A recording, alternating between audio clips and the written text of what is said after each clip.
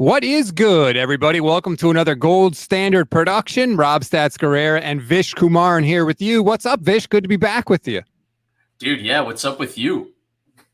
Whoa, did you see that? No, what happened? I don't know. Okay, never mind. Something caught my eye.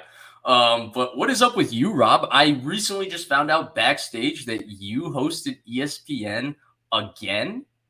ESPN Radio again. ESPN Radio, game day on ESPN Radio from 1 to 4 in the afternoon with Michelle Smallman. It was a little NBA heavy show, getting a chance to flex my sports legs a little bit. Okay. I saw that you tweeted at me some Kevin Durant. I was a little upset. I'm a KD hater. I'll say that. I was a little upset, and you tweeted back at me, and I didn't want to go back at you because I feel like now that you're on ESPN and you're talking hoops on ESPN, you're like now Rob Guerrera, basketball expert, and like I didn't think that we could really have that conversation. What were you thinking? Well, I mean, your criticism was that he's played with a lot of really good teammates. Like, yeah, we don't say that about Debo, right? We don't say, oh, Debo Samuel's had too many good teammates, or Nick Bosa or Javon Hargrave. Like, that should be the goal. You should want to play with really good teams. So my criticism was that you are correct, but it was more my frustration. I'm a big LeBron fan, and I think generally the media is a little soft on KD in terms of how they talk about him and his failures. I think Russell Westbrook took the brunt of it for the first 7 years. Oh, yeah. Then people really hopped off of criticizing him for the move to Golden State once they won the title, which I didn't really get because everybody knew they were going to win the title the moment he signed on July 4th of 2016 for the Golden State Warriors. So I didn't get that one. Of course, Stephen A., who was probably the most critical the moment Mama Durant said something to him. Now Stephen A. is on the boardroom and he's best friends with Kevin Durant. So you have that going on as well. And then, of course, the Brooklyn debacle, everything that happened with Kyrie. The fact that he asked out a year after asking for an extension on the place that he chose to go to. He wasn't traded to Brooklyn. He chose to go there. And he didn't get criticized for that. Then he joined his two favorite teams. The two teams he put that he wanted to go to on the trade were the two teams that were the 1 seed in each conference the previous year. That was ridiculous to me. And then it was like the first time they trade Kyrie Irving. And that Brooklyn team with Kevin Durant, they wouldn't have made the finals or anything. But look at the Miami team that just made the finals. Are you telling me that a healthy Kevin Durant on that Brooklyn team with, I guess they wouldn't have had Mikal Bridges and Cam Johnson. But either way, I was just frustrated that I've never had to see him in that situation. My guy LeBron, as Smack Jones says, my guy Vish, my guy LeBron takes a lot of criticism for that. I'm a hater. I'm completely biased. I'm hating unwillingly. I'm hating willingly. But yeah, it's hate. I'm a hater. I'm completely biased. It's going to be a drop that lives forever. So I just want to thank you for that. We can have the NBA conversation another time. This is a 49ers show. Let's get into the brunt of it, by the way. Shout out to all the YouTube members. Really appreciate it. If you want to become a YouTube member, less than $3 a month. We really would appreciate it. You get custom emojis, priority comment response, all that good stuff. And hopefully you will do that. And a follow, right? And a follow for Rob Guerrera. Sure. And a follow. What the hell? We'll throw that in too. Okay. Subject of today's show. Does Kyle Shanahan get too much criticism? I don't know why. Cough, cough, Grant Cohn. But Kyle Shanahan seems to be getting a lot of criticism these days. I don't know if we're just bored before training camp starts, but I do think it is a little crazy. Do you think Kyle Shanahan gets too much criticism, Vish? It's a very nuanced topic because you could easily argue that he doesn't get enough criticisms for his actual shortcomings, and he gets too much criticisms for things that really don't have much to do with him. And so I would say that it's a very, very difficult conversation to just say, does he get too much hate? Because I would say, like, for example, the quarterback situation, how it's been mishandled by Shanahan, who's specifically supposed to be this offensive genius, right? When we talk 49ers coach that comes in, and by the way, this applies to Jim Harbaugh too, right? They always put the next Bill Walsh tag on him. And Jim Harbaugh came in here, and I'll never forget this. Shout out to whoever says it, my weekly mention of my dad. My dad, after the first half of the lockout season, the first thing he said to me, I kid you not, this was the Seahawks-Niners game, the Ted Ginn infamous double return game in the fourth quarter. He goes, because we hated on the Jimmy Ray offense, right? We hated on the Jimmy Ray offense. He turns to me and he goes, it's more creative on what they're doing in the run game, but really does the offense feel that much different? It feels just as conservative and run heavy as it was. And I was like, Dad, chill. They just went through a lockout first install. It turns out that's exactly what the 49ers offense was under Jim Harbaugh. He was exactly right. So they get this next Bill Walsh tag, right? And Shanahan has lived up to it, unlike Harbaugh, in terms of implementing an offensive scheme that's truly genius, but he's not lived up to the other part that was Bill Walsh's strength because of the history of the organization and because that's the comparison that comes in, and that's the quarterback element. So I would say he doesn't get enough criticism for that. But I think, like, for example, what we're going to talk about today, shout out to our mutual friend, the guy you're beefing with, Jesse Naylor. He made a great point after rewatching the NFC Championship game. I think that criticism, I think that one is a little too far. I think there's been a couple others too that have been maybe a little bit too like, well, I mean, Kyle maybe has a hand in what's going on here, but I feel like it's just turned into let's just blame Shanahan because it's raining in San Francisco today. Okay, well, you mentioned the tweet from Jesse, who, by the way, I just want to say, because some people lose sight of this, I love Jesse. I have nothing but respect for Jesse. We just disagree about this take. But his tweet was, just ripped off the Band-Aid and watched the NFC Championship game again. This narrative that the game was lost when Purdy went out is not true. 14-7 with 1:36 left before the half, getting the ball to start the second half. Why is Kyle asking Josh Johnson to go score? Sit on the ball. I couldn't disagree with this take more, Vish. You should try and score. You're losing. Why isn't the criticism Josh Johnson needs to learn how to catch the snap? Why do we automatically go right to Kyle as if he knew that was going to happen, or as if he knew that going for it means automatic turnover? Okay, I think you're overblowing here. Well, going for it means automatic turnover. I agree. To me, at the end of the day, the reason I can't necessarily embrace this criticism of Shanahan is because Josh Johnson failed at doing the most rudimentary thing a quarterback needs to do, which is catch the snap. And therefore, even if they held the ball at that point, I feel like, well, he could have fumbled the snap and Philadelphia could have gotten the ball back no matter what, right? So I feel like that exists, and I think that was the big problem. Now, I do think there's credibility to this idea that, hey, look, the Niners had a really rough half. Their quarterback got hurt, 5 snaps into it. They're lucky that they're on the road through this NFC Championship game, and Christian McCaffrey had one drive where he was Superman, and they're only down 14-7. It's only 14-7. We're getting the ball to start the half. Let's just ride this out. Let's go into the half 14-7. Let's take a deep breath, and let's reset and figure out what we need to do. I think that perfectly valid.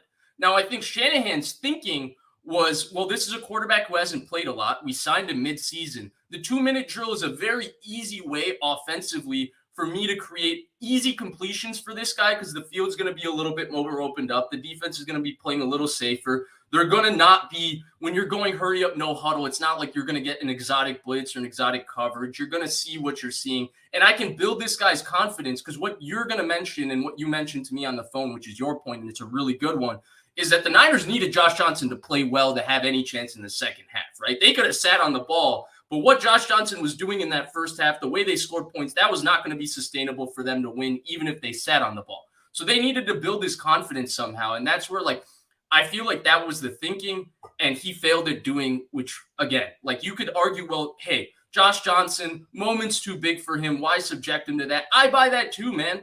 If he was put a little bit under pressure, if he threw a pick, I think that's a really, really fair criticism. Hey, Shanahan, why are you putting him in that spot? It's Josh Johnson. Protect him the best you can in that game. But he dropped the snap, man. How can I blame Shanahan for that? He dropped the snap. I feel like we go back in time and we're like, Shanahan should have known. It's like, yes, of course, if you choose to be aggressive, there's a chance you turn the ball over. But that doesn't mean that you can't. All that sitting on the ball does is guarantees that you don't go into the half losing by more. That's it. You're already losing. And I feel like we've done it with Trey Lance. Like, you ran Trey Lance. He got hurt. You should have known. No, we can't do that. And it's weird because I feel like people blame Kyle Shanahan for being a control freak, but then also act like everything is in his control. Right, he can control all the injuries, and he can control when we turn the ball over, and you can't have it both ways. Right. And it's like he avoids that situation, right? Let's be honest. Niners are likely losing that game regardless with Josh Johnson under center. It was pretty cool to watch it, right? Yeah. And so and you don't go for it, then we're having a conversation of should he been more aggressive. Mm-hmm. The defense, right? Because this is where then the conversation changes. Because the defense had a brutal drive before that. They were on the field for 7 minutes, and they had multiple penalties that allowed Philly to convert a couple of third downs, get them moving up the field, right? Dre Greenlaw, his weekly penalty was committed on that drive, right? So, like, it happens.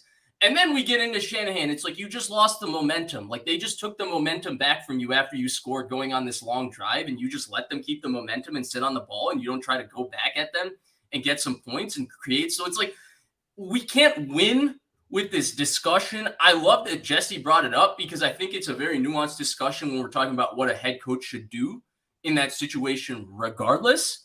But in this particular situation, the guy dropped the snap. Like, if he pick, we could be like, Shanahan, don't do that to him. If he got sacked, we could be like, Shanahan, don't do that to him. He dropped the snap. You know what he did the play before he dropped the snap? He threw an 11-yard completion to Deebo Samuel. So, like, you know, maybe it was going to work. Who knows? But I don't criticize him for going for it in that spot. It's what I've been begging Kyle Shanahan to do forever. So I'm not going to say he shouldn't have done it. Moo says, I don't criticize Kyle Shanahan for football. What the hell do I know compared to Kyle Shanahan? Mine is purely quarterback management and personnel. Other great coaches in the building compensate for Kyle Shanahan's personal shortcomings. I agree that his handling of the quarterback situation has been bad. That is one thing that I completely disagree with how he has done it. His other personnel handling, I think, is pretty good. Like, they do have one of the best rosters in the league, and he has final say over the roster. So I do want to give him credit for that. Yeah, by the way, I've heard that being mentioned. Like Grant has mentioned that John Lynch has control of the 53, but he cedes that control to Shanahan. No, John Lynch has control over the 90-man roster. Shanahan has control over the 53. This was talked about in 2017 when Shanahan controls everything, Vish. He hired John Lynch. But technically, in the written of their contract, John Lynch has control of the 90-man. Shanahan has control of the 53, if I remember this correctly. Am I correct? Now I don't know. Yeah. I don't know what's written in the contract, but I know who hired who, and like I know how exactly work in practice as opposed to in principle. Exactly. Yeah. By the way, and Mo is right in a sense. Moo. Shoot, he said Moo last time I corrected you, and now I said Mo. Gosh, but he is right. Like I kind of look at it the same way. I think the QB management for sure deserves criticism. Even the personnel, I think Moo's criticism isn't like that they haven't accumulated personnel. It's just that some guys have had this weird like doghouse moment. Okay. Either gotten out of it or sometimes they haven't gotten out of it, where there's been seemingly a miscommunication between coach and player causing that. Yes. Especially when they publicly say doghouse. He's not in the doghouse. And then they leak to Chris Collinsworth before the monsoon game in Indianapolis. Like that Kyle Shanahan says he loves Brandon Ayuk, but the kid's got to hustle in practice or something like that. Yeah. So it's always crazy that way. But yeah, I agree with Mo. Moo. How many times are you going to do that? Smack Jones 919 says Kyle needs to win now. His coaching window is parallel to our talent window, and it's coming to a close. Kyle has what's needed, maybe too many quarterback options. I disagree that it's coming to a close. As long as you have Kyle there, I don't think it's coming to a close. It might be coming to a close for some of the players on the roster. Like, for example, I don't know how much longer Deebo Samuel is going to be on the team. I don't know how much longer George Kittle is going to be on the team, Trent Williams. So for certain players, I agree the window is closing. But to me, as long as Kyle is there, they are going to have a chance to win a Super Bowl. I agree with Smack. I disagree with you. Windows in the NFL exist because of two things. I see the coaches entered a comment. He says this all the time. Windows in the NFL exist because of two things: coach and quarterback. The life of this window is on this roster. It's when Trent Williams retires, when Nick Bosa starts not being the best defensive player in the NFL, when Fred Warner slips a little bit, when Kittle's, that's the window of this team. Because as much as Shanahan, there's no guarantee that Shanahan, even though he did it once, he also did it where he had assets and he had years where he could play a young George Kittle as a rookie and develop him. The Niners don't have those kind of options for their young players anymore because there's an urgency to win from day one for their young players. So I don't think the development can happen the same way. And so therefore, I do think their window is tied to those core group of players. And if they don't do it, they're going to be scrambling a little bit unless Brock Purdy is their quarterback of the future, unless Sam Darnold is their quarterback of the future, unless Trey Lance is the quarterback of their future, unless Brandon Allen's the quarterback of their future, unless Clayton Thorson's the quarterback of their future. Did I miss anybody? If they've had this window without that quarterback of the future, though, I think that they can keep it going. If there's one thing I want to give Kyle credit for, I feel like he knows how to scout people for his system. Mm-hmm. So if he did it with Debo and he did it with Ayuk, he can do it with others in the future. I'm not as scared about that as some people.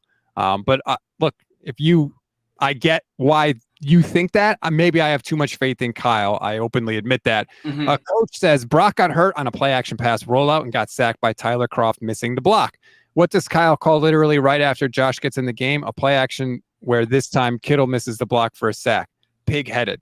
But again, if you're Kyle Shanahan, you can't call plays and say, well, I'm just going to assume everybody's going to miss their block. Like at some point you have to count on players to execute plays properly. And I just feel like it's not Kyle Shanahan's fault that people miss blocks. People miss blocks because players are imperfect people.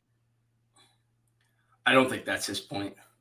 What's his point? His point is not that the block was missed. I think his point was that he went back to a 7-step play action after his quarterback just got hurt on a 7-step play action 2 plays ago. So what? Yeah, I think it is a valid point, but I also don't necessarily, and this is where it becomes difficult to have a conversation like this because I don't know what their plan was for that game, what they saw on tape that might think that they had an advantage calling that play action play. This is the one game of the 49ers season I have not watched again, like many times. So I genuinely do not know enough to comment here. Yeah. But this is my reaction. And if I'm missing the point, I apologize, Coach. Like we did this with Trey Lance, right? Trey Lance runs up the middle. Oh, he got hurt. No more quarterback power ever. Okay, as if that's going to eliminate him getting injured. Oh, Brock got hurt on a 7-step play action. Well, I guess we can't call that. We got to take that out of the play. Right. You can't eliminate injuries through play calling. You just can't do it. It's 100% injury rate sport. And so that's why I feel like Kyle gets criticism when I don't think it's deserved. Yeah, I would say generally he gets unwarranted criticism for sure. Oh, good. Vish. Jesse is watching. He's in the chat. He's already beefing with you. Now I think we have a legitimate Twitter beef. I like this, by the way. He says, what are the chances of something good happening in that scenario with a 4th-string quarterback? That's all my point was. Let him settle into the game and take your chances in the second half. What are the chances of something good happening? I think he would tell you he thought pretty good. You know, again, I don't think he knew there was going to be a turnover, but you have to try and win. Why is it okay to try in the second half, but not at the end of the first half? That's what I don't like. If you're going to try to win, try to win. You had the ball, you had timeouts, you had 90 seconds. Let's go. Yes and no. I do think just in terms of how emotionally taxing the half was, because the quarterback got injured, you could make the argument that the team needed a reset. Like, hey, everybody calm down. We still have a chance. It's only 14-7. We need to do these 3 things to win the game. And I think that's what Jesse's referring to. But I think in terms of the second part of what he said, let him settle into the game, I wonder if the idea was that the 2-minute drill would be the easiest way to get him a few completions to settle him into the game. Because again, things are a little bit more spread out. Things are a little bit more defined. You can call quick game and stuff and have a little bit more space, right? The 11-yard pass you just talked about on the first play to Debo is an example of that. I remember it. And so I think that there's an idea that he could have settled Josh Johnson. Even if they didn't get points on that drive, Rob, he could have built his confidence with a couple of completions there. And again, he dropped the snap, and that's where things kind of went astray. And that's where it becomes very difficult because I think Jesse's bringing up a very nuanced point, and you're making a very nuanced argument back at it. And we can't even really talk about it because the guy made the most rudimentary mistake a quarterback can make. Why would the chance?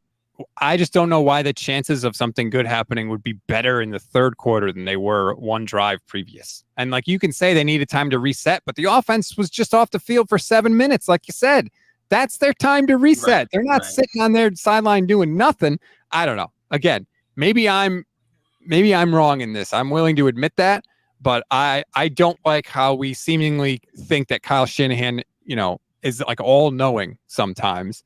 Tyler says, by the way, shout out to Jesse for bringing this up because Honestly, there's nothing really to talk about overall because I think in both scenarios, we do believe that the Niners still lose that game, don't we? I think we all believe that. And so shout out to him because we just spent 19 minutes, and without him, what would he have? We would have kept talking about you and Kevin Durant and me. Tyler says both parties should be held responsible. Kyle's play calling and the players need to execute on the field. That is something that we struggle with a lot as fans, right? And we've struggled with it when it comes to the whole, why did the offense do good? Was it CMC? Was it Brock Purdy? Multiple things can be true. The answer is more often than not what Tyler is saying. Many things need to be better. In the case of this, Brock could have stepped up and given himself a half a second more to throw the ball on that play where he got hurt. Maybe it wasn't the greatest, decision from Kyle Shanahan to have Kroft be set up in that position. Both of those things can be true, and I'm fine with that. I do think that is something that I struggle with, especially immediately after games, because I'm very emotional, and sometimes I don't, take the step back and look at things in a bigger picture, so to speak. But I agree. Multiple things can be true, and the blame can go to multiple people. I've always struggled with criticizing specific play calls because criticizing play calls when you know the result of what happened with the play call is the easiest thing in the world. Yes. Like, don't call that. We know it didn't work. Call this. Well, we know it worked, right? It's one of those type of things. And oftentimes play callers are prisoners of the moment and what they think the defense is doing and how they feel in that moment and what their momentum is and all of that. And so that's a process that you and I can't really relate to. So I struggle with the criticisms of play calling in general. I think the better criticism of Shanahan as a play caller is not the actual play calling. It's the plan. Is his plan making sense? And I will, in his credit, 100 times, really 99 times out of 100, the guy's plan on how to attack a defense is money. It's money. Jesse says, nobody's wrong, just a difference of opinion. Kyle often sits on the first half. That's true. But he chooses the NFC Championship game with a fourth-string quarterback to be aggressive. Strange timing and situation. I 100% agree that is not what Kyle usually does. He usually does sit on the ball. And when I saw that first completion, when I saw Josh drop back on that first play, I was like, he's doing this? Okay, let's go. Because again, I have consistently criticized Kyle for that. Right. So I don't want to change it up because I've been begging him to do it. Right. I understand Jesse saying like, what now is a weird time to switch. I agree with that. But I don't know. I had no problem with it. I don't think they were going to win that game. I think the 49ers offensive line got absolutely destroyed in that game. But we'll never know. Josh Johnson wasn't capable of winning that game. No chance. I don't think he was either, but we'll see. I do want to get to a super chat that we had early because I said we would. Kaimana, I apologize for mispronouncing your name. Drop it in the comments. Let me know, and I will be better. What is the length of leash for each 49ers QB1? We don't know, Vish. We don't know. I think it all comes down to is the team winning. If they're winning, I think the leash is forever. If they're losing, Kyle may get impatient. Yeah, pretty much. That's exactly it, right? That's exactly it. It just all depends on the results. In fact, I think the quarterback can play crappy as ever. And if they're winning, that quarterback is going to have the longest leash of all time. Remember, and I'll bring us back to 2019. Now, there's one big difference between this and 2019, and it's how much money the quarterbacks make. And if you don't think that has to do with any of this, then you're just pretending that the NFL is the ultimate meritocracy that doesn't exist in real life. So Jimmy Garoppolo making $25 million and Nick Mullins making, undrafted vet minimum or rookie minimum, undrafted per player's salary, it does make a difference in Garoppolo's leash versus Mullins. But we did get reporting from two individual sources in the 2019 offseason prior to the season that Jimmy Garoppolo obviously wasn't doing great in camp, but both Mike Silver and Chris Mortensen said that Shanahan prefers how Nick Mullins runs his offense, and if it starts ugly, the leash could be short on Jimmy Garoppolo. And the funny thing about that season is that it did start ugly for Garoppolo, but the Niners were 8-0, right? He didn't really have a good game until they went 8-0. Feels great, baby, Halloween night versus the Cardinals at Arizona. And so because of that, I feel like, again, it's exactly what you said. It's just all about the wins and losses. Now, again, Jimmy's salary did play into it, Rob, for sure.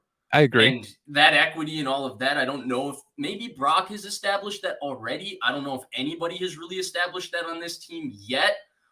But they gave him that leash when they went 8-0, and he was pretty much terrible for the first 7 games. He was good in the second half of the year, terrible for the first 7 games. Yeah.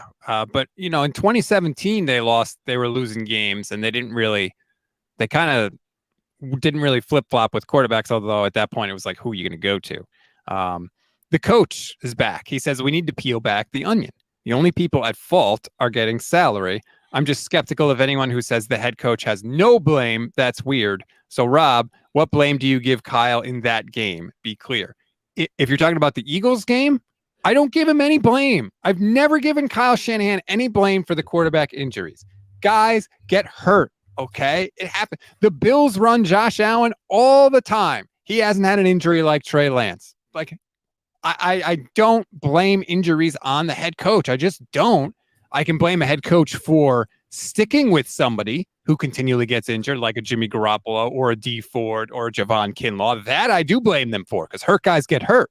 But in any specific game, coach, you can't hold a coach responsible for that. It's just crazy to me because they don't know that the player is going to get injured when they call the play. Am I wrong? No, I'm waiting for his response. I'm loving this back and forth. I'm just grabbing my popcorn and watching it. I know, but we have to talk here. We have a thing. You can't just sit silently. No, I'm just messing with you. I think I'm going to do the classic Vish, and I'm going to say that there's some right somewhere in between both of what you're saying. I think that, Rob, you're exactly right in the sense that you never know if a play call is going to yield to a player getting injured. But I also think that there are certain play calls that do yield a higher percentage of possibility to put a player in a precarious position. For example, running your quarterback does leave him vulnerable for more hits. Now, quarterbacks can get hurt in the pocket. Quarterbacks can get hurt outside of the pocket. They can get hurt anywhere. But running them outside of the pocket does take away this inherent protection that does exist in the sport of football for the quarterback. So I think, again, there's equity in both. I don't necessarily know if there's a right answer here, but I'm just really waiting for coach's response so that I can have you go at it one more time. And I think that's another thing is people clutch their pearls every time they hear quarterback run. Ooh, quarterback run, scary. Guy could get hurt. Quarterback runs out of bounds. Who cares that he ran the quarterback? If the quarterback slides and gets down, who cares if he ran him right up the middle 50 times? If he slides 50 times, it doesn't matter. Steve Young talks about only 10%, or I forget what percentage, like 5% of a quarterback run is dangerous, right? Right. Because he's not getting hit. For 90% of it, he's running down the field. It's only the end that's dangerous. Great example. I'm going to bring up a name that's perfect example of this. Russell Wilson. Right. First part of his career, Russell Wilson, read option, high leverage moment, run a zone read with Russell Wilson, Marshawn Lynch. That used to be their kind of go-to play. That wasn't a Russell Wilson off schedule. If I remember, Russell Wilson used to run for what, like 500, 600 yards a year? Yes, and he never got hit. Yeah, he never took a big hit. Oh, right. Okay, I was wrong. He used to run for like 300 yards a year. Some of it has to be on the player, too. Just because you call a play doesn't mean your dude's going to get tackled and smashed by a linebacker. Is Coach back? Yes, he is. Well, there you have it. Shaking my head. 4 quarterbacks down. We got the worst luck of any team on earth. Rob, wake up. There's a pattern with play calling and keeping players healthy. It's systemic. It's been 7 years. Who cares? I mean, part of the reason they've had so many quarterbacks hurt or a lot of quarterback injuries is because they stuck with Jimmy Garoppolo, who continued to get hurt. We're like, doesn't that some of that fall on Jimmy? Like, I don't know. To blame the head coach for injuries, I just think that's really, really weird. Yeah, when it comes to the quarterback, I tend to agree with you. I think the best there's 2 things in regards to the quarterback. One is, first of all, the coach has just sponsored a dinner for Rob and his family, so shout out to him. A little golf clap for that, Rob. Appreciate you, Coach. Congrats.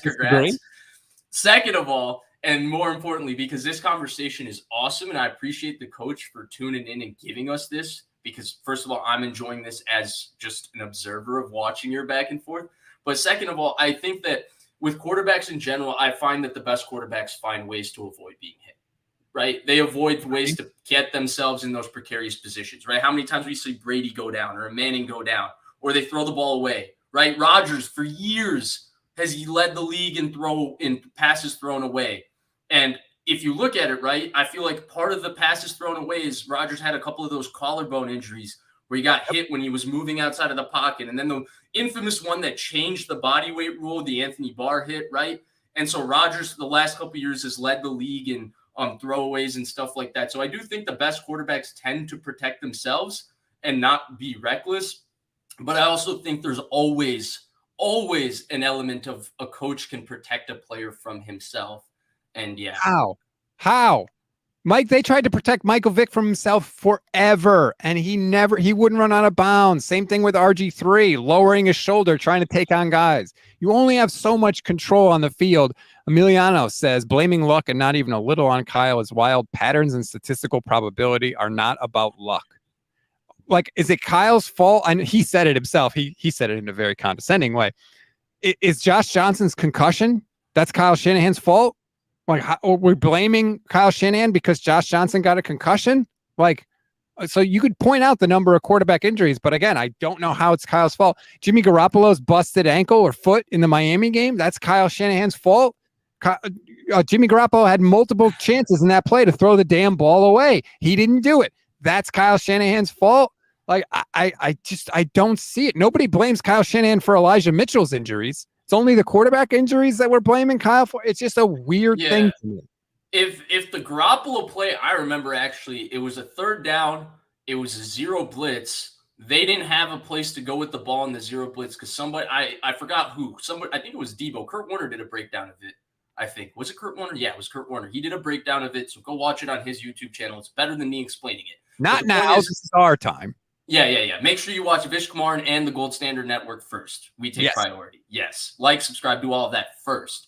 And then go watch Kurt Warner because he might teach you a little bit more about football than us. But shout out to Jesse for this comment, by the way. Coach and I have turned Rob into a positive hero. Thank you, Jesse. Rob, are you positive? I feel like you're still negative today. I'm positive. I'm messing with you. All right, I interrupted you. I apologize. Going back, we were talking about. You lost your train of thought, didn't you? I did.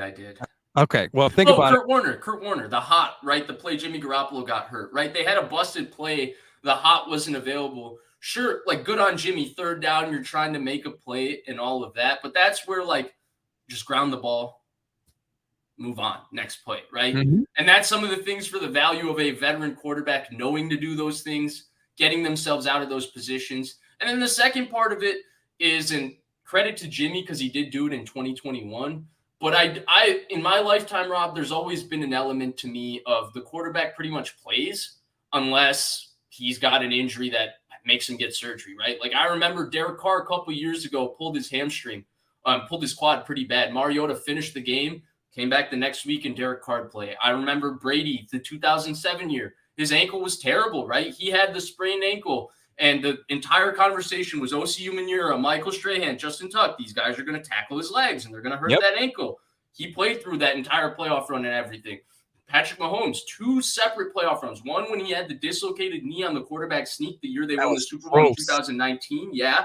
And then the sprained ankle last year, which was pretty gross too. So I think there's always been an element of a lot of these quarterbacks do get really banged up over the course of the year, but they kind of just play it. They just play through it. They play through, like, even Josh Allen this year, right? He had the sprained UCL. Yeah. He got banged on the elbow, and he played through the entire year and all of that. So I do think there's a culture of quarterbacks. We never really know how hurt they are, and they play through it. Aaron Rodgers played through a torn calf in, like, 2017, the year they beat Dallas, the Jared Cook year. So there's always been a culture of this. And to be fair to Jimmy, he did it in 21. But I think it's exacerbated, too, with the 49ers because the quarterback happens to be out a lot when he's hurt. And I think in other situations, the quarterback plays through basically every injury besides a torn ACL. And even Phillip Rivers played through that. Coach says, I think it's weird that the genius gets no blame. Elevate your eye scrutiny and expectations of what this man is supposed to be doing as not only head coach, but OC. 2 coaches fail when Kyle screws up. He's the OC. See, like, the genius, the way you put that in quotes like that. 2 things can be true, right? Kyle Shanahan can be a genius and players could get hurt. Like both of those things can be true. We say the genius like that. Again, he can't control everything. I don't know how he was supposed to prevent Brock Purdy from getting hurt. So he can't call that play ever. That play is just out of the playbook forever. Can't do it. Okay. And you think that's going to, like, then Brock would have been totally okay. Never would have got hurt the rest of that game. Like, we don't know that, but why do we act like that now? Vish, this is the part where you talk. Yeah, no, I'm just taking it all in. This is fantastic discussion, by the way. We need to just have Coach on the show next week. I agree. One, I think that's a great idea. Save him a little money too. And right. Thank you. Right. Yeah. No. Shout out to him for that for sure. But two, I'm with you. I don't look at that Brock Purdy play. Look, you have a play action play where sometimes you have a second tight end stuck on a defensive end. You hope that the run action holds it long enough. I still think Purdy could have stepped up. I think there's a lot of scenarios that you can blame a lot of different people. What I really get at, and that frustrates me, is the sole blame. Like, Shanahan is somehow causing this. Can you create a scenario where you can make a good argument to me on why Shanahan deserves some blame? 100%. I agree. And I think Coach makes a point there, right? Like, it's not like he's completely absolved of blame. I'm sure some blame for this reoccurring quarterback injury falls on his plate. But this idea that he's somehow doing it and he's actively making it happen, and that's where I don't think the coach is going there, but I think that's the narrative that a lot of people drive. That's just wrong, right? He's not trying to get these quarterbacks. He's not, like, thinking about, like, not protecting these quarterbacks. Like, I'm sure he's considering all those things. It's been an unfortunate scenario. And by the way, the last thing on this, Rich Madrid in the comment section, his weekly shout out, I guess, on this show, but I just saw him in the comment section bring out the good stat about 80 plus QBs taking snaps last year. Line play is really down, Rob. It's really bad. The discrepancy of talent in terms of defensive line to offensive line in the NFL is the biggest discrepancy I've ever seen in my life. And so it's becoming, I think, hard in general to protect these quarterbacks because the game is so wide open. And we're putting so much protection on quarterbacks, and you have the Mahomes and you have the Josh Allens that you can stick them in empty for 60 snaps a game, and you can say, well, you take the free rusher in protection, and they're able to do it and all of that. And you have them doing it, and that's the most efficient form of offense, but it also compromises some protection. And that's where, I heard Joe Burrow talking about this, where he said he would rather have, people to throw to, I guess, and have to deal with the pressure himself than have nowhere to go with the ball, but have all day to throw, right? And so, yeah. I agree. Rich Madrid said a half a dozen teams blocked Reddick with tight end 3 and didn't get their quarterback hurt. There was nothing wrong with the Croft play. Like, if Purdy steps up and throws the ball either to Ayuk, who was wide ass open, or just throws it away, whatever, doesn't get hurt on the play, no one's complaining about the play call. No one's sitting there saying Kyle Shanahan is a moron. He's so terrible. Same exact play call. So that, I think, is where I come down on the whole thing. Moo says, I agree. Certain Kyle Shanahan issues appear to be systemic. However, I'm going to say this. Purdy didn't step up. Some kind of injury will probably happen again. Well, I think especially guys that are mobile. The step up is the most important thing because it's a common problem with him in the pocket. And I think it's a common problem with a lot of guys that can move around like that. Their first instinct is not vertical, and it needs to be. And it's something that I think Purdy even said that Brian Griese is working with him on. Your first instinct, if you're going to move, should not be horizontal, should be vertical. Step up in the pocket. Let your tackles block the guys past you and move up. And that's something, like, look, that just comes with development. And that's Brock Purdy has not played. He hasn't played in the NFL long enough. So that's what I mean, though, right? Like a variety of circumstances combined to create the situation that we're in. Kyle, how hypocritical would we be if we blame Shanahan after complaining about Purdy not stepping up in the pocket for the last 6 weeks of the season? We kept saying he keeps running out the back of the pocket. He keeps running out of the back of the pocket. He keeps running out the back of the pocket.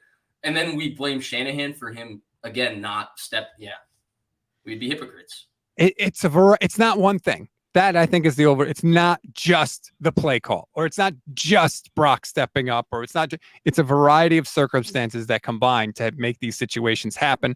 Paul, shout out to YouTube channel member Paul Doser, who says Kyle's an offensive genius, but he's not great at everything. And one of the things he isn't great at is developing quarterbacks. I don't think he has the patience for it. That's a legitimate argument. Does he have the patience for it? he seemingly hasn't with Trey Lance because of the state of the team. If the team was not in the so-called Super Bowl window and they had Trey Lance, would he just throw Trey out there and let the chips fall where they may? I don't know. There's no way to know that, really. Yes, that's an impossible question. But I for sure, I don't know about developing QBs, but I don't have any idea in my head that makes me think that he sees quarterback talent somehow. That, you know how like Bill Walsh is known for seeing quarterback talent, Andy Reid's known for seeing quarterback talent. I don't know if Kyle, for being a great play caller, I don't know if he has that quality, right? I guess CJ Beathard was supposed to be his like diamond in the rough, right? And like I still make the argument, I still contend that CJ Beathard's career was ruined before it started because of the fact that he probably got on the field a lot earlier than he needed to, because Brian Hoyer didn't want to go back in and take any more hits. He was scared shot after the first 6 weeks of that year, and CJ Beathard was getting in car crash after car crash. But yeah. He was a tackling dummy back there. Yeah. Clarsard 49 says Kyle still wanting Kirk Cousins shows us he isn't interested in developing a quarterback. I would actually love to, like, let's say, for example, that Trey either doesn't play or plays, poorly, and Brock doesn't recover from the injury. Let's say, like, the Niners could sign Kirk Cousins this offseason, and they don't. Like, that would go a long way. I'd be fascinated to see, does Kyle still really want Kirk Cousins? We don't actually know. Because, like, if he wanted to, he could have refused Jimmy Garoppolo in 2017 and just said, screw it. My plan is Cousins. I'm going with Cousins, and that's the end of it. He didn't do that. So maybe he doesn't want him as much as we think. I don't know. I don't know whether he wants him, but I don't think him wanting him shows that he's not interested in developing a QB. Like, why would you take the time to develop a QB if you believe another QB is already developed and is good? Right. Like, he thinks Cousins is a good quarterback. Just because you don't, it doesn't mean that, he's not interested in developing a quarterback. Like, he probably thinks he can win a Super Bowl with Kirk Cousins. And I would tend to argue that if you put Kirk Cousins in either of the situations that they were with Jimmy Garoppolo, those 10-point leads in the Super Bowl, I don't think they lose those games. I agree. Like, you can say, oh, Kirk, you can start getting into like intangible elements where he falls apart in the big moments, stuff like this. I can't measure that. What I can measure is Kirk Cousins' ability to execute on the field as a quarterback. And he doesn't make the mistakes that Jimmy Garoppolo makes, let alone he also makes more plays than what Jimmy Garoppolo makes. So I agree. Moose says, let's be real. Purdy probably never will. He's too short like Kyler, and he doesn't have half the arm Kyler Murray does. He doesn't have the arm Kyler Murray does. I agree. He's taller than Kyler Murray, though. Like, there's that. Thicker and too. also, Thicker too. And he's way better off the field. Kyler's playing Call of Duty to the point where they had to put it in his contract that he had to watch a certain hours of film. You don't have to worry about Brock Purdy off the field, right? Say what you want about Brock on the field. Will he develop his arm strength, blah, blah, blah. He's doing everything right off the field. I hate this comparison. Kyler Murray's a one-of-one athlete. Heisman Trophy winner. First overall pick. In baseball and football, first-round pick. Right. He won. Didn't he not lose a game in Texas for Allen High School in 4 years as the quarterback? So, yeah, he's like an out-of-this-world athlete, let alone the fact that, Rob, if you look at his accolades in the NFL, like, I know, like, criticizing Kyler is the new thing, and I'm kind of a fan of Kyler, but if you look at his accolades, even what he's done in the NFL, does it not explain even more what an impressive and instinctive athlete the guy is to achieve all of this while playing Call of Duty to the point that they put it in a contract, like, stop playing Call of Duty? Yeah, he is insanely athletically gifted, and I think people forget that sometimes. HR says, happy Juneteenth, brothers. That is correct. Happy Juneteenth to everybody. Tyler Caressley says, better question, what does Kyle do other than play action great on offense?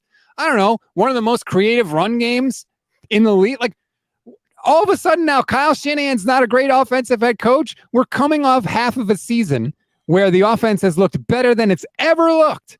33 points a game. They looked awesome. And now people are like, well, what does Kyle even do good? Even if play action was the only thing that he did great, he does it so great that they kick the tar out of people. Like, where are we right now, Vish? Okay. Yeah, okay. I agree. So, okay. He runs the system that every coach is trying to copy around the league. The whole league is trying to copy Kyle Shanahan's offense. They're putting defenses in a blender every single week. Like, yeah, I don't know how the worm has turned after this season, right? If you wanted to say after 2021, okay. But like after we just saw the offense look awesome, now we're going to say, what does Kyle do good? Kyle's not an offensive head coach. By the way, I think a lot of the conversation with Shanahan turns into like his scheme, his system, his scheme, which his scheme is a part of it. It's a great scheme, right? Like that scheme comes from his dad, the way they use the run game off. Great scheme. Okay, forget the scheme for a second. Shanahan's strength is not the scheme, in my opinion. It's his understanding of defenses. That's what his strength is. So what does Kyle do great on offense? He understands how defenses are trying to defend him. What are the rules of individual defenders trying to defend him? And then how can I manipulate you where you are still following what your coach told you is your responsibility, and yet a guy is wide ass open because Shanahan knows exactly what your responsibility is. And so that's really his strength. And that's why it's difficult to go replicate his success. And that's why you see the Zach Taylors start off with the wide zone offense, but now they're going to some of the more Joe Philbin stuff that he did in Miami. And you had McVay, have his own adaptation of the offense and then add a lot more drop back pass game element to it, like just true drop back pass game element to it, because he had Matthew Stafford, who's fantastic at that.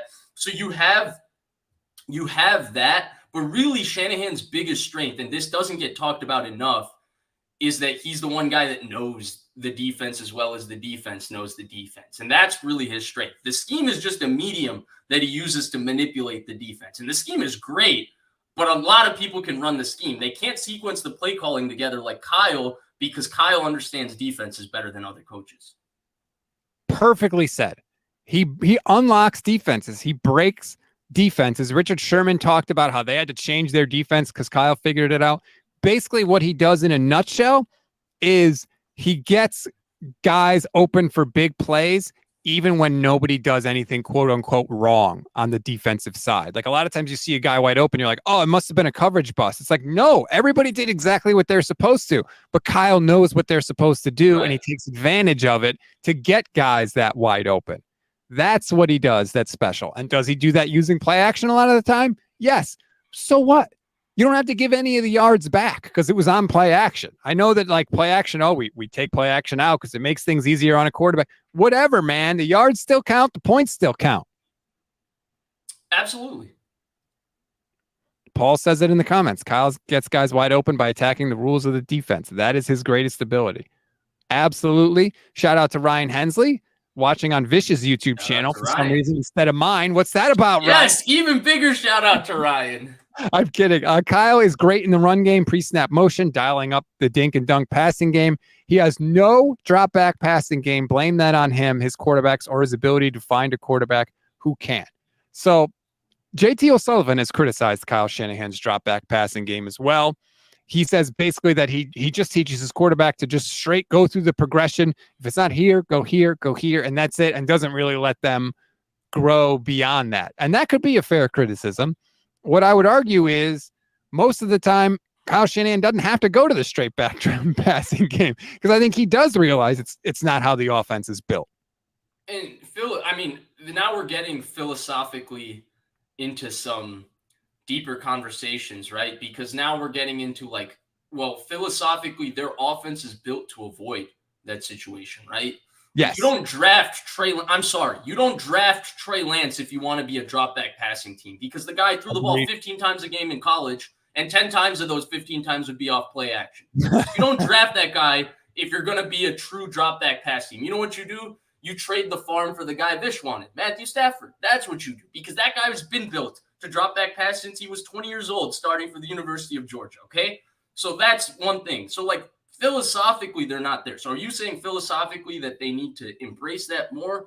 Well, I'm not necessarily seeing the argument even when I see in the Super Bowl and I see what Andy Reid went back to because his quarterback was injured, putting more tight ends on the field, putting heavier personnel on the field, doing stuff like that. Andy Reid, who's embraced the drop back pass game more than any other coach I've ever seen. How did he close out the year with the best quarterback I've ever seen, Patrick Mahomes, hurt, They close out the year putting heavier personnel on the field and running the ball and grinding out games with Isaiah Pacheco and winning games with their defense. So I think philosophically, sure, you can make that argument, but I would argue like the team that probably embraces the drop back pass game and the RPO game more than anybody, Buffalo, because they stand the shotgun all the time.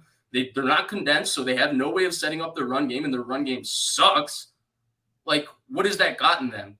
Like, Shanahan's results in the playoffs from philosophically being at this run game defense area seems to be a little bit more consistent than just be a true drop back pass specialist. Now, you could get into the argument of, hey, their drop back pass game needs to be better. Hey, they do too much pure progression stuff. Like, I'm sure there's conversations there, but then we have to be in those meetings too and be like, why are you calling this a pure progression pass play? Well, Kyle will be like, well, if they run quarters, number 3 will be open. You just have to see the safeties and go there. If they run this will be open. You know what I mean? So they might have these pure progression pass plays built in because they want you to read it out a specific way because they feel like it works against all coverages. And that's the part of the information that you and I and nobody else is privy to.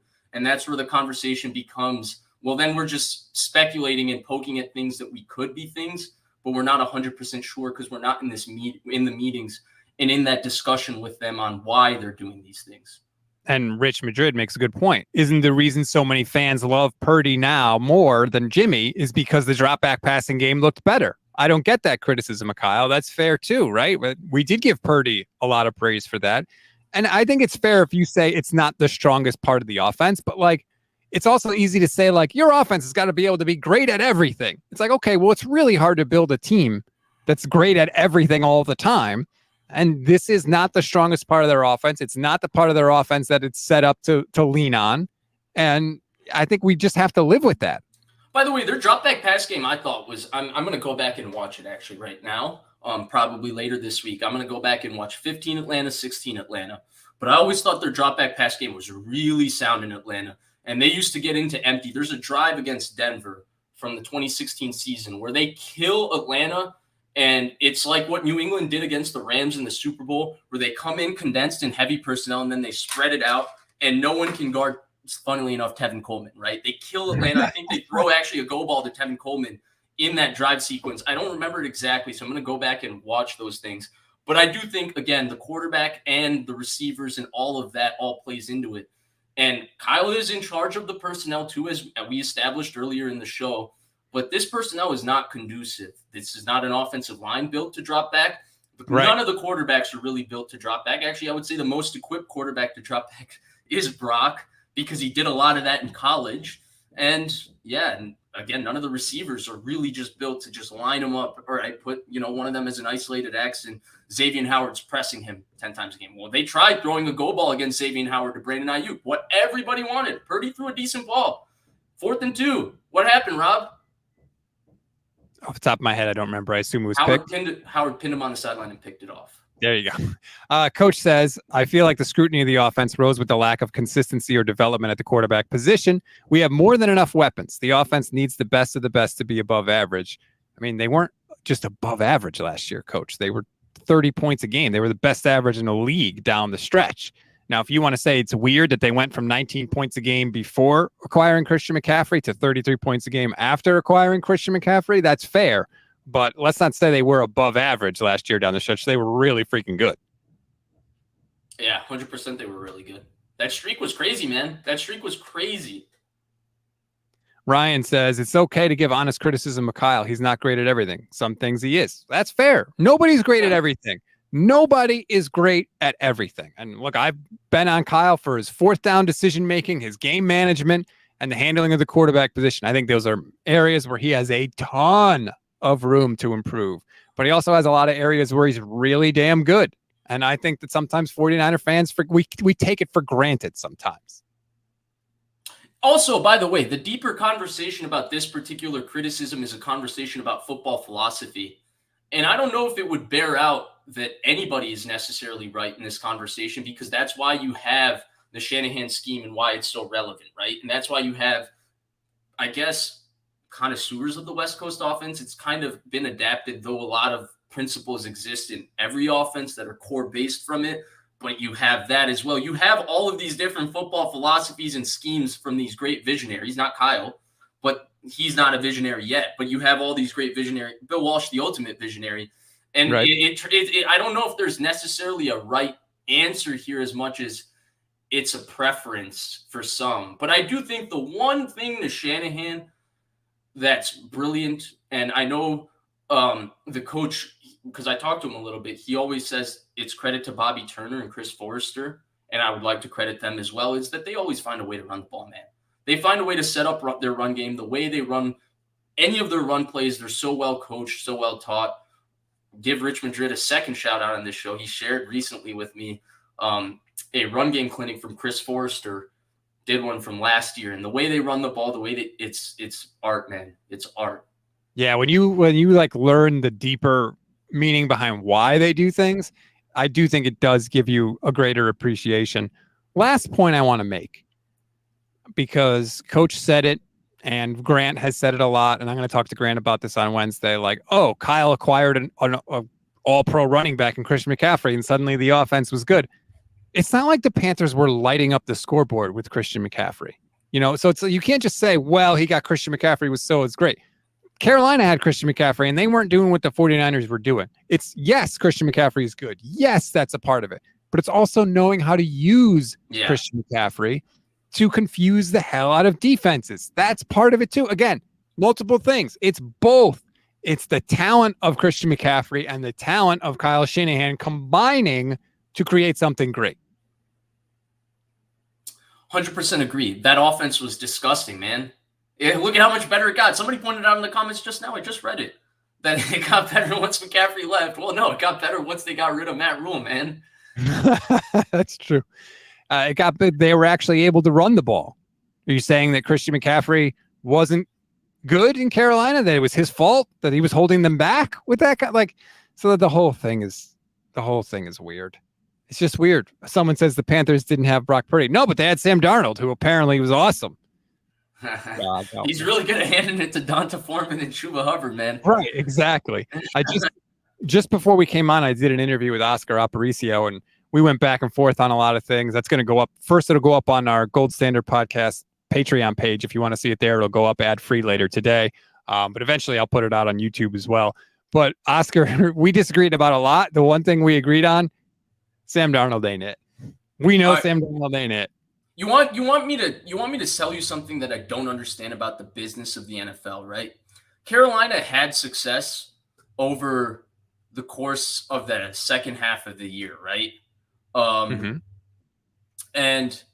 it led to, Steve Wilkes not getting a head coaching job. He got I'm talking about the characters involved that in Carolina's success at the end of the year, right? Somehow Sam Darnold got the best deal in all of this. Steve Wilkes didn't get a head coaching job, even though he did an awesome job for 6 games. Donta Foreman, who ran for 500 yards in 6 games or something like that. He signed with the Bears. I don't remember him getting a lot of money. And Sam Darnold, who won one of those games going 5 for 15 with 40 yards, 2 picks, got $3.5 million fully guaranteed and a contract with $11 million incentives.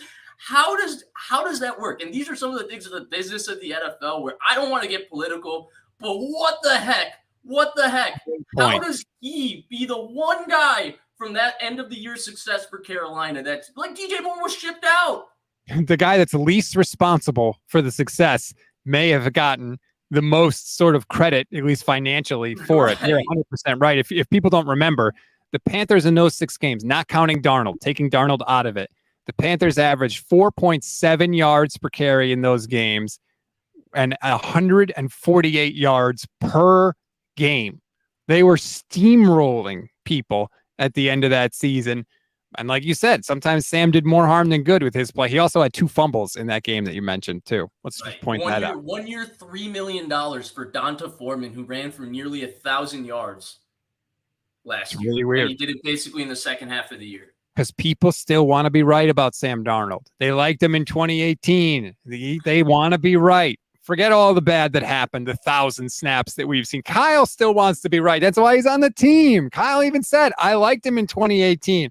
I wave away all the crap that we've seen from him. People still want to. That was you. You got it from Chris Sims on the Gold Standard Network. Sanity, man. But anyway, I really enjoyed this episode. Shout out to everybody with the comments. I love all the comments. Thank you, thank you, thank you. Coach, thanks for buying me lunch today. Appreciate that. Rich Madrid, Jesse, appreciate everybody. All our YouTube channel members. Again, become a YouTube channel member, less than $3 a month. Custom emojis, membership badges, priority comment response, and a follow. Apparently, Vish, you've signed me up for that as well. So thanks for that. Dude, what do you have? Like 22K followers on Twitter? 30K followers on Twitter? Something like It's that, like right? 18. Oh, Almost just 18. Okay, yeah, dude, getting followed by somebody with 18K followers, I would sign up for a member right now. Like, the only reason like I even do this show is because I just want to preserve my follow from you for on Twitter, because I feel like it just increases the hell out of my credibility. I'm followed by a guy with 18K followers. Wow, I thought it was because, you liked me and we did a good show, but okay. That used to be the reasons. Now it's like, dude, let me just get – nah, I'm kidding. Of course I like you and we do a good show. But today I feel like you and Coach really stole the show and the comment section. This was awesome. Like, dude, yes, it was all comments. June 19th? Thank you, everybody, for all the comments. We couldn't do it without you. By the way, check out our website, goldstandardniners.com, NINERS.com. I'm going to have more content for you now that I'm fully recovered from my appendix surgery. So we'll be ramping that up as well. Vish, thank you very much. We appreciate it, as always. Thank you, Rob. Are you throwing a tennis ball yet? I'm working my way up. 3 throwing sessions a week. We'll let you know how it goes. See you, everybody.